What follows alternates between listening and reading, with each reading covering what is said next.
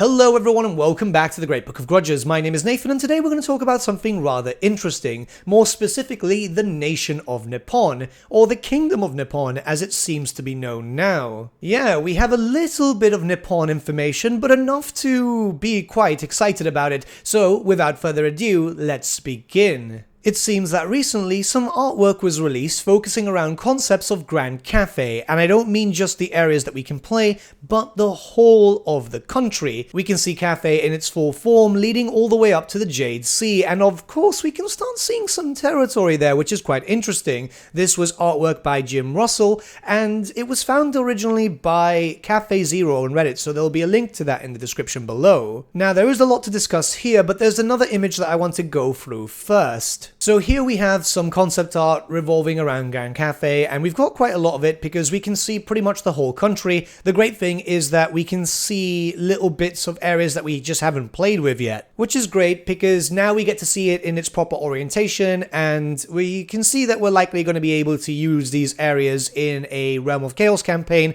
through future map expansions at the very least. Or this could specifically just be focusing around the Immortal Empires, as it also gives us some hints towards that too, as if we look to the very right hand side, you can see a small mention of Nippon. It was just name dropped there. This is on the main frame of the image there, and that's quite exciting, mainly because, well, if you remember earlier interviews with Andy Hall, especially with the Lawbeards podcast run by myself and Lawmaster Sotek, he mentions Ind, he mentions Koresh, but the one country he refused to mention, despite being pushed on it, was Nippon itself. This made many people believe that maybe Nippon has been written out of the lore, which could always have been a possibility as Games Workshop like to retcon pretty much anything that happens, but mention of Nippon appearing in concept art means that they're still very much acknowledging that they exist, and this is a very good thing for future DLC. It's a very little amount of land, and we can't see that in the Immortal Empire's prototype map, but we'll talk about that in just a second. Let's move on to the other image. Just a quick edit, you can also see that the kingdoms of Ind are mentioned, and we can't say anything regarding Koresh.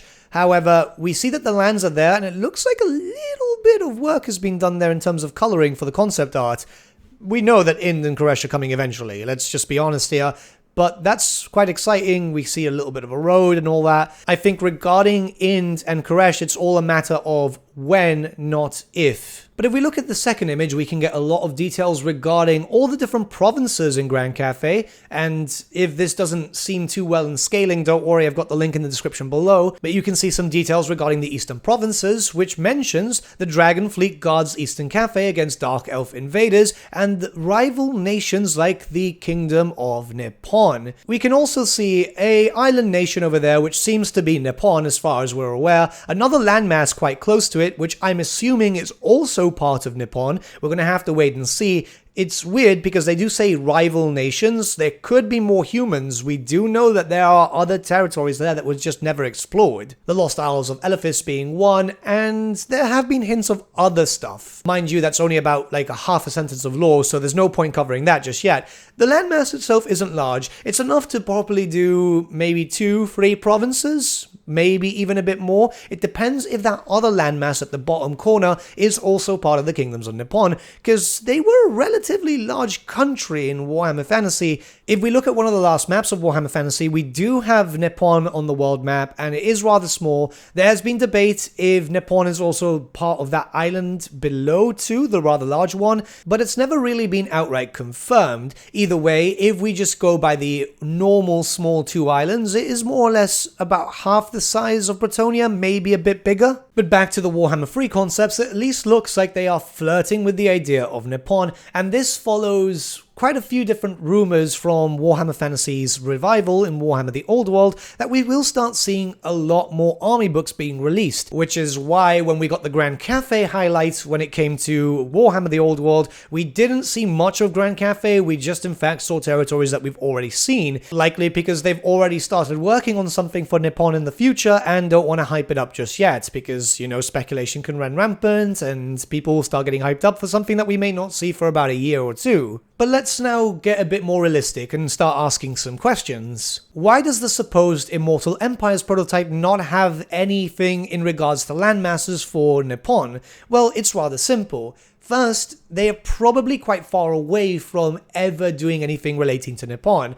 If we're going to start getting race packs for races that don't have army books just yet, it's likely that we're going to get the kingdoms of Ind and Koresh before we get anything relating to Nippon, due to the fact that those territories are so large, it makes sense to fill those out first. When it comes to a lore perspective, yes, Nippon has a lot more lore than, say, the kingdoms of Ind and the hinterlands of Koresh, but we have to take into account that the current lore for Nippon is so badly written, it's going to require a full rewrite. This isn't like, say, Grand Cathay, which took a lot of aspects that it already had and then just made it fresh. This is like, it's going to go all the way down to 0 and then up again. We are all fully aware that map expansions are completely common, especially in the Warhammer series, as we've seen it in the Mortal Empires getting expanded further to the east. We saw expansions which added in Pig Barter, so a little of the territory of the Darklands, obviously the Isles over there, even the territories that had Neferata's starting position and all that, even though they just never got released. So map expansions could easily just add to the eastern areas and add in the territories that we're missing. It wouldn't require a big map expansion too, if we look at it in a scaling point of view. Yeah, the world has changed quite drastically. Obviously, the Immortal Empires is on the left and the last known map is on the right. Given how things get sized up, Nippon, if it's just a small island, could literally fit there, and the Lost Isles of Elephas could easily fit at the bottom, bordering with Koresh. A little bit of the landmass of the island right below Nippon could easily fit there too, unless they do a small expansion just to add in a little bit of territory. But as you can see, expansion-wise, it's easily doable. Expansion-wise, it's got a lot of promise, and this brings me a lot of hope. Now that we've got a proper mention due to the artwork regarding Nippon, I do think that there is a massive opportunity here for a potential DLC way down the line.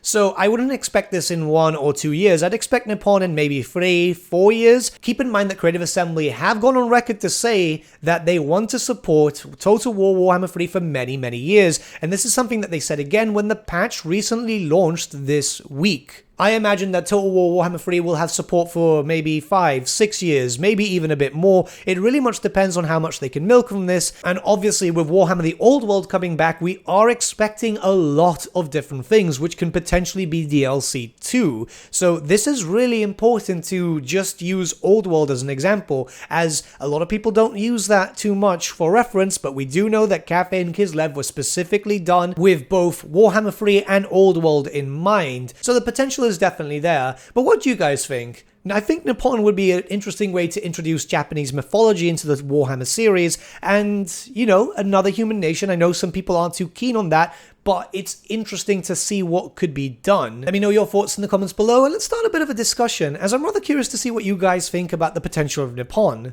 But with that, my friends, we've come to the end of our video. Thank you so much for watching. If you did enjoy the video, might I suggest giving the video a like, or even subscribing to the channel, as it really does help us out.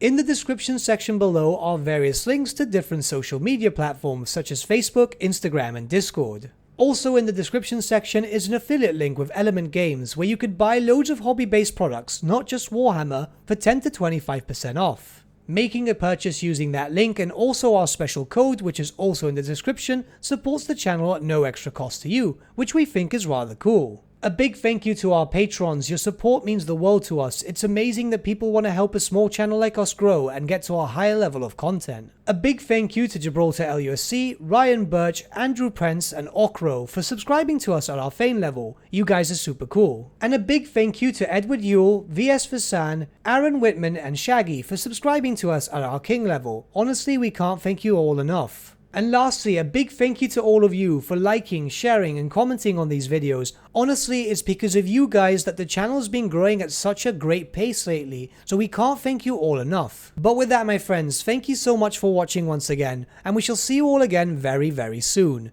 Have a good day.